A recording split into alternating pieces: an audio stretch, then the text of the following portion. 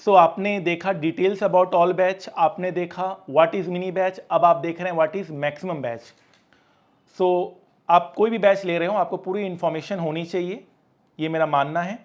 सो ये आपका मटेरियल है मैक्सिमम बैच का, जहाँ पर आपको मैंने ऑलरेडी बता दिया है कि इंस्टीट्यूट के जितने भी क्वेश्चंस हैं, सीएमए के आज तक जितने भी क्वेश्चंस आए हैं वो सारे के सारे मिनी बैच में तो कवर्ड हैं ही हैं। मैक्सिमम बैच में हम क्या करते हैं, कुछ एक्स्ट्रा भी कवर करके चलते हैं ताकि बच्चे प्रिपेयर्ड हो सकें कुछ ऐसे भी क्वेश्चंस के लिए जो आ जाते हैं। हालांकि आजकल जो ट्रेंड है क्वेश्चन पेपर का वो मिनी बैच से ही है।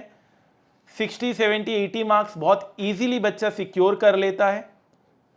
फाइन, आप देख सकते हैं सारे सीएमए के क्वेश्चंस मिनी बैच में तो हैं ही हैं। अगर आप टाइम कॉन्स्टेंट है, अगर आप कम टाइम में मैक्सिमम स्कोरिंग करना चाहते हैं तो मिनी बैच बेस्ट रहेगा आपके लिए। और अगर आप सब कुछ पढ़ना चाहते हैं, आप थोड़ा एक्स्ट्रा कवर भी करके चलना चाहते हैं तो आप मैक्सिमम बैच ऑप्ट कर सकते हैं।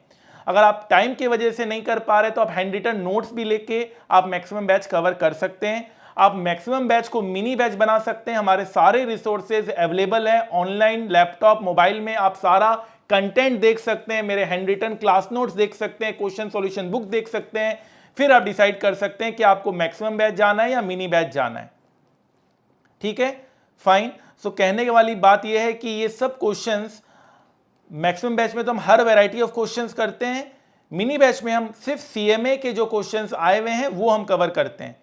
सो ये डिफरेंस रहेगा। अगर आपका टाइम कम है, मैं बार बार बोल रहा हूं, अगर आपको ऐसा लगता है कम पढ़ने में आप मैक्सिमम स्कोरिंग करना चाहते हैं, आप मिनी बैच में जाइए, मैक्सिमम बैच में मत जाइए। अगर आपको लगता है कि अभी टाइम है, मैक्स को मैं मिनी बना लूंगा बाद में, अगर मेरे को टाइम कांस्टेंट लगा तो देन इट्स ओके। और एक बात, अगर आप चाहते हैं कि कम टाइम में मैक्सिमम स्कोरिंग करना चाहते हैं तो मिनी बैच आपके लिए बेस्ट है। तो मेरे हिसाब से मैंने आपको सारी पॉसिबिलिटीज बता दी है। Now it's up to you कि आपको कौन सी पॉसिबिलिटीज चूज करनी है। मैंने आपको मैक्सिमम बैच के बारे में बता दिया है, मिनी बैच के बारे में बता दिया है, डिटेल्स अबाउट ऑल बैचेस बता दिया है, ताकि एक बार सारा क्लैरिटी मिल जाए एंड देन फिर आप बैचेस लें तो कोई भी दिक्कत नहीं आती है। फाइन सर, अब हम आपको एक वेलकम स्पीच देंगे जिसमें बहुत सारी बातें कही गई होगी एंड देन फिर हम बैक टू बैक क्लासेस लेंगे, introduction to subject, introduction to finance, introduction to stock market. उसके बाद जाकर हम time value of money choose करेंगे। तब तक सारे बैचेस सेम कवर्ड है, मिनी बैच हो या मैक्सिमम बैच हो, स्टार्टिंग के कुछ लेक्चर सभी बैचेस में सेम है। फाइन, फिर हम अपने सिलेबस बेस्ड स्टडी करना शुरू कर देंगे।